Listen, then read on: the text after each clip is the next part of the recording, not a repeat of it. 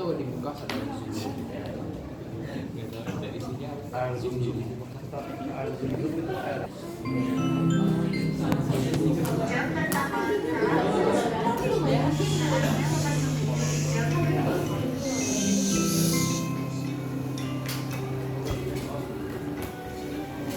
Di sebelah timur dunia Belanda terdapat sebuah pulau yang kaya akan rempah-rempah.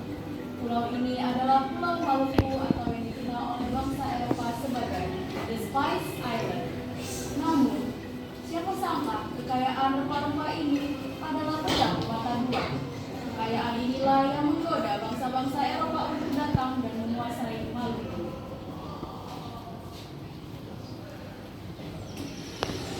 Di sore hari yang cerah, para penduduk yang tinggal di daerah pesisir sedang bekerja. Tiba-tiba, mereka melihat ada kapal-kapal yang menuju ke arah pelabuhan.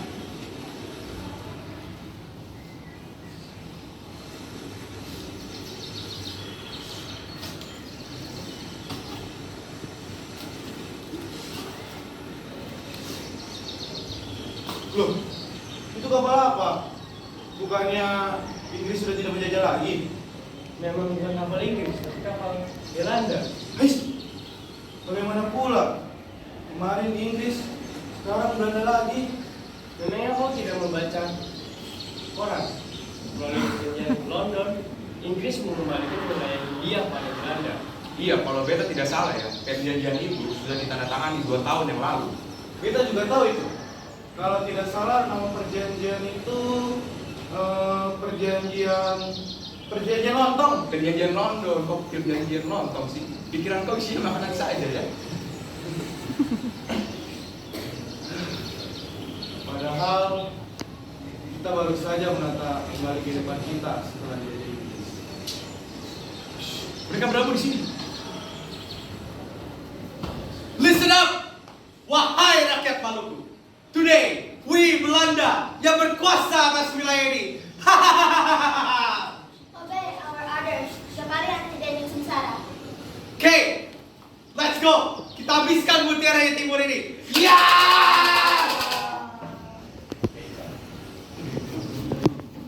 Belanda kembali menguasai Maluku, mereka semakin menunjukkan tabiat kejamnya.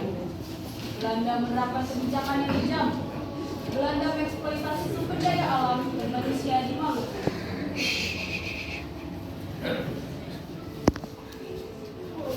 Hei kamu, kerja, kerja. Kamu juga.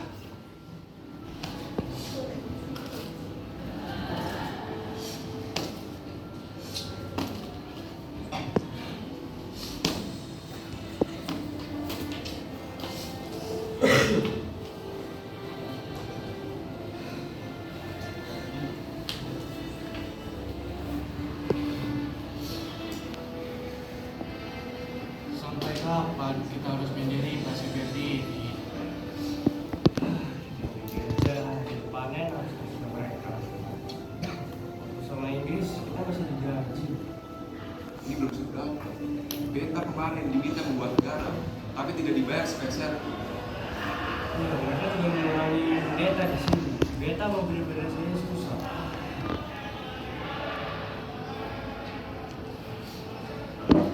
Setelah diangkat jadi pemimpin rakyat, Kapitan Matinura segera menyusun strategi untuk menyerang Belanda. Wahai kawanku semua, kedatangan Belanda ini telah mendatangkan kesengsaraan bagi kita rakyat Maluku. Kita tidak boleh tinggal diam. Betul, beta setuju. Kita harus melawan. Tetapi Billy, apa kau yakin kita bisa menang? Belanda punya senjata yang canggih untuk melawan kita. Kalau tidak salah namanya sarapan. Alah, bagaimana pula kau ini Said? Senatan saja kau tak tahu. Bagaimana kau mau berperang? Tenang saja kawan-kawan. Persatuan Maluku adalah kuncinya. Persenjataan mereka tidak ada apa-apa ya bagi kita. Beta setuju dengan Billy. Lantas, gimana cara kita menggerakkan hati rakyat Maluku? Tidak ada yang tidak mungkin. Justru itulah kewajiban kita sebagai pelopor gerakan perlawanan. kita. Kau tuh perempuan, Marta. Sudah tugas bagi kita para pria untuk berperang. Wanita dan anak-anak selalu diungsikan. Loh, mengapa begitu? Kami, wanita, juga menentang kebijakan Belanda. Tolonglah, beri kami kesempatan untuk mempertahankan tanah Maluku ini. Asal kita tidak mengizinkan kalian mengikuti perang. Jika kita para pria meninggal dalam medan peperangan, siapa yang akan melanjutkan? Tapi kami tidak ingin dianggap lemah. Kami sanggup dan ingin terlibat dalam perlawanan. Tolonglah, izinkan Beta berperang bersama kalian. Thomas benar, Marta. Sebaiknya kau pulang saja dengan wanita yang lain. Tapi menurut Beta, dengan kau perempuan ikut berperang dengan kita, maka kita akan sangat dipermudahkan karena kekuatan kita akan bertambah. Sudah, jika itu mau kalian.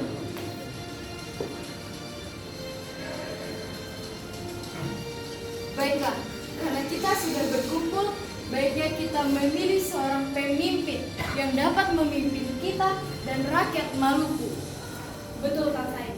Karena pasukan tanpa pemimpin hanyalah pedang tumpul yang tak ada gunanya. Tapi, lantas siapa yang layak untuk menjadi pemimpin kita? Bagaimana jika kau saja, Thomas? Kau kan dulu mantan sersan mayor di ketentaraan Inggris sana. Kalau begitu, mulai sekarang kau akan bergelar Kapitan Patimura, pemimpin kami. Baiklah, kawanku semua. Kita akan membebaskan tanah kelahiran kita. Merdeka! Merdeka! Sama Patimura, mereka menyusun strategi untuk mencapai kemenangan.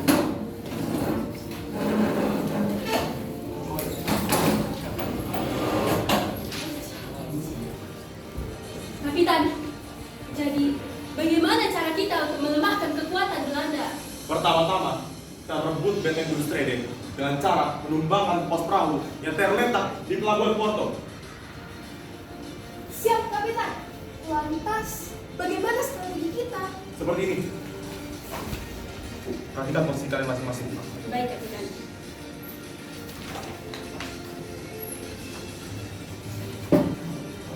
Pada 15 Mei 1817, saat matahari sudah tenggelam, pasukan Patimura bersiap untuk menyerang pos perahu di pelabuhan Porto. Mereka bersembunyi di kegelapan, menunggu kesempatan untuk menyergap pelabuhan Porto. Ayo, kita mulai penyerangannya. Aduh, ada apa? Kenapa? Ada jamret hinggap di kakiku. Jangan berisik, nanti kita ketahuan.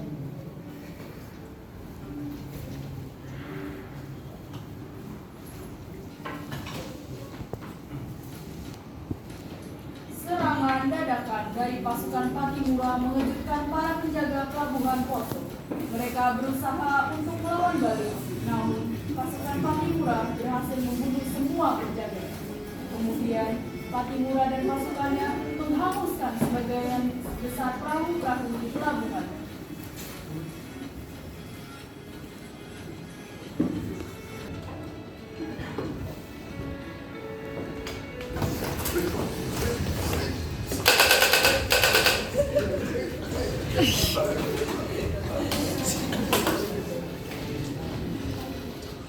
Kita bakar.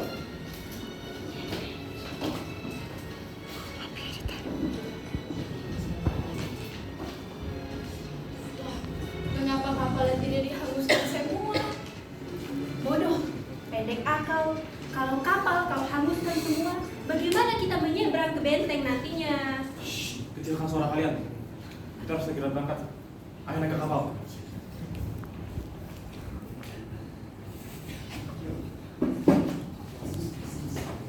Tengah malam yang amat gelap, pasukan Patimura berlayar ke benteng Bulstede. Mereka berhasil menghindari pengawasan dari para penjaga benteng, sehingga pasukan Patimura dapat berlabuh tanpa ketahuan oleh para penjaga.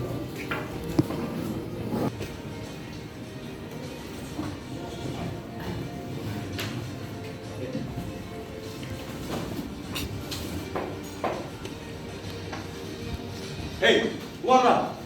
Para pejuang Belanda, hadapi beta jika berani. Kabar lantang dari Pattimura, Belanda langsung terkejut dan bingung mengapa Pattimura bisa sampai ke benteng Dresden.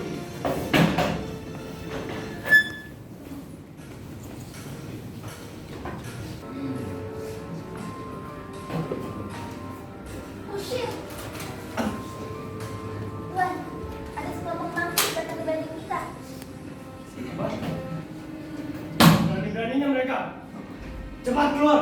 Habisi para tikus-tikus pengganggu itu. Pasukan Belanda langsung keluar dari tempat pertemuan Van der Lubbe. Mereka beranggapan bahwa Pattimura hanya seorang bisikan untuk menyerang markasnya.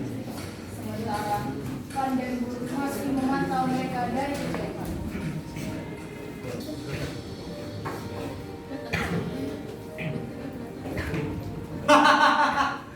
What are you doing, man? Kau pikir kau bisa melawan kami dengan seorang diri saja? Masih bodoh. Serang!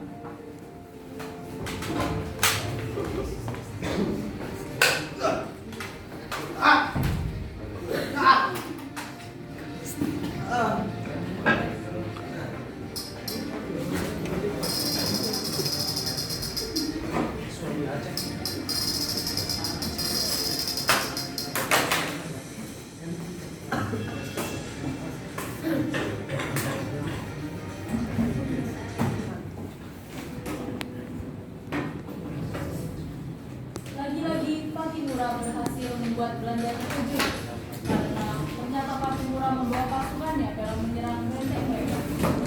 Melihat dua pasukannya telah dikalahkan, Van den Burg langsung bergegas keluar dan turun tangan dalam peperangan.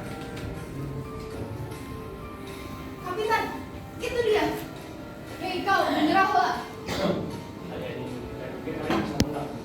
Ya beda masa cukup untuk menangkap Anda. Cuma Belanda saja.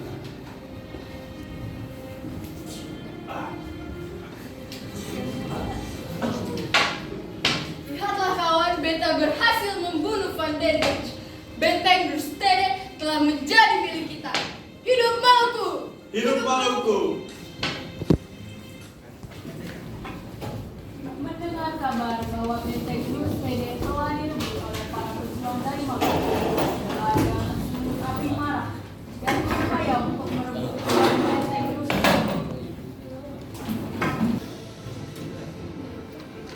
Ini bisa dibiarkan. Kita harus merebut kembali benteng Dresden. Panggil para Betes. You call, sir? Mayor, segera kerahkan 300 pasukan terbaik kami menuju benteng Dresden sekarang. Baiklah. Those brainless monkeys need to be taught a lesson. Mari kita panggil mereka. Sekarang juga. Mayor Betis memimpin armadanya menuju benteng Dresden. Kabar ini diterima oleh Pattimura dan pasukannya di Paris. Pada tanggal 20 Mei 1217 tahun, pasukan Pattimura melakukan proklamasi Kawanku semua, Belanda berencana merebut kembali benteng Dresden yang telah kita perjuangkan. Kita harus melawan dan bertahan.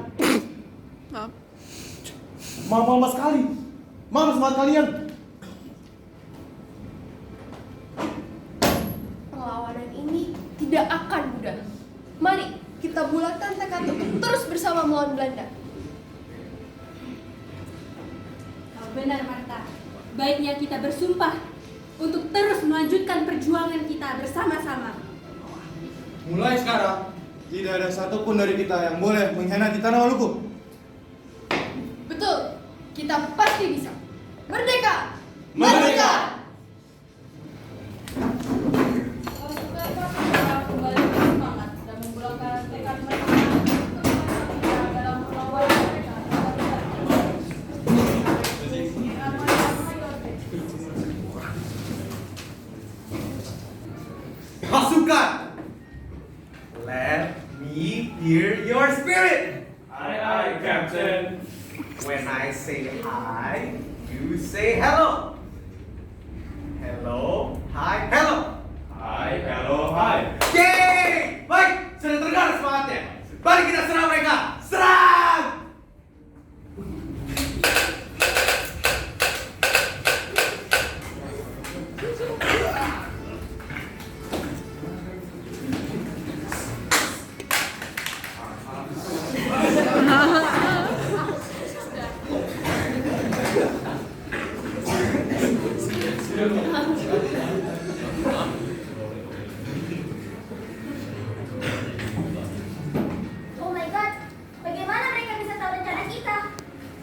Kau ini komplain aja. Tadi semangatmu mana? Shut up and fight.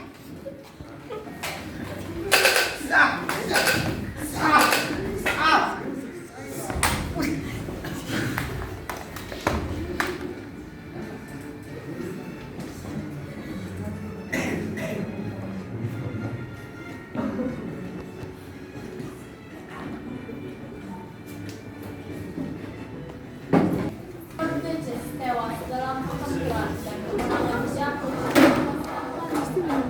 Namun kemenangan itu tak berlangsung lama. Pasukan Belanda yang tersisa kabur dan meminta bantuan dari pasukan yang ada di Ambon. Dengan bantuan dari pasukan baru, Patipura dan teman-temannya akhir terdesak. Mereka mengosongkan benteng Brustede dan melarikan diri. Akhirnya benteng tersebut kembali jatuh ke tangan Belanda.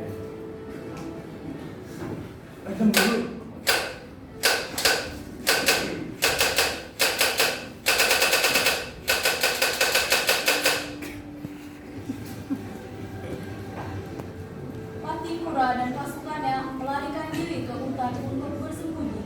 Sayangnya, Raja Boni yang tidak senang terhadap Patipura karena merasa Patipura telah merampas posisinya sebagai pemimpin rakyat, berkhianat dan memperkenalkan lokasi pasukan Patipura pada Belanda. Maka, pada 11 November 1817, Belanda berhasil menangkap Kapitan Patipura dan pasukannya.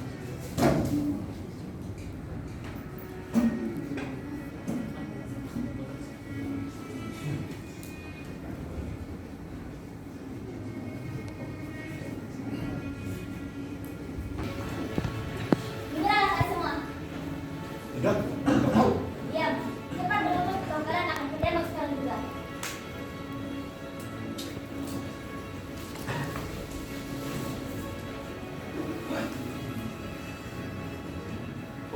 Thomas, kawan lamaku, menyerahlah kalian semua.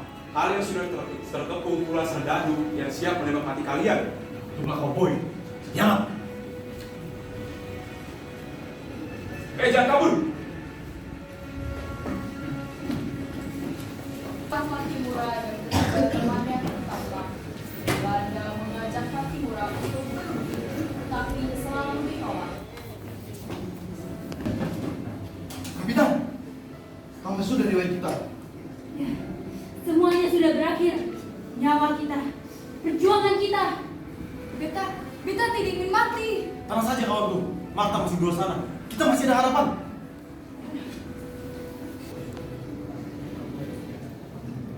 Sementara itu, Marta yang melarikan diri melakukan gerilya.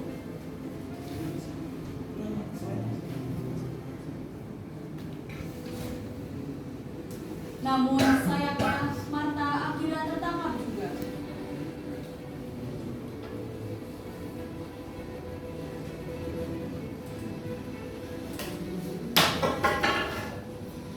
Ya, Apaan? Lepaskan beta. kau ini bersyukurlah teman-temanmu dihukum mati. Tapi karena kau perempuan, jadilah milikku saja. Beta tidak akan pernah membiarkanmu.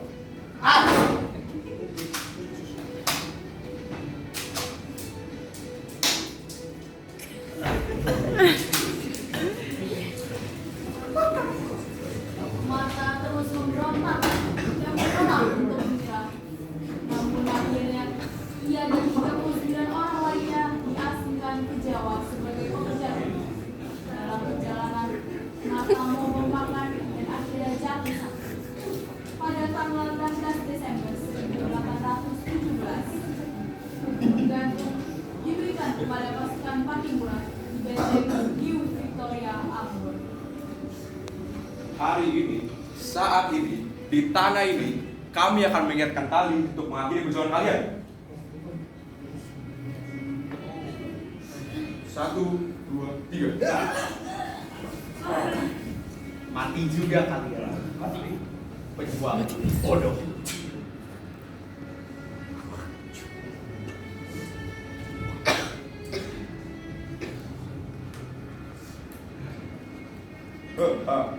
Mati. Dengan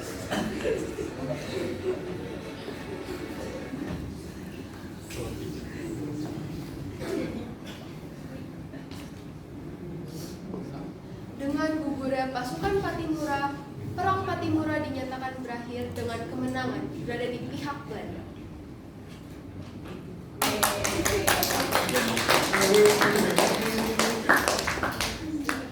Sekian dari kawan kami, terima kasih. Asik.